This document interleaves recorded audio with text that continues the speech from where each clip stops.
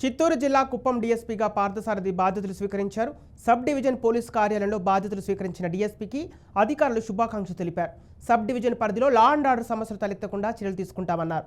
అక్రమంగా మద్యం, గంజాయి అమ్మకాలపై ఉక్కుపాదం మోపుతామన్నారు.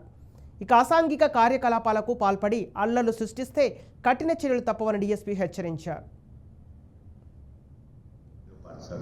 నేను గతంలో అసిస్టెంట్ కమిషనర్ ఆఫ్ పోలీస్గా స్పెషల్ బ్రాంచ్ విజయవాడ కమిషనరేట్లో పనిచేశాను.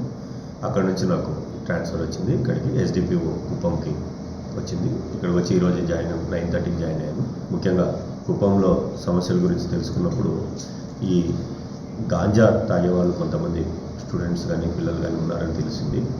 ఈ రైల్వే స్టేషన్స్ దగ్గర ఉండడం వల్ల మనకి తమిళనాడు నుంచి కానీ కర్ణాటక నుంచి కానీ ఈ గాంజా వస్తున్నట్టు తెలుస్తుంది స్మాల్ క్వాంటిటీస్లో.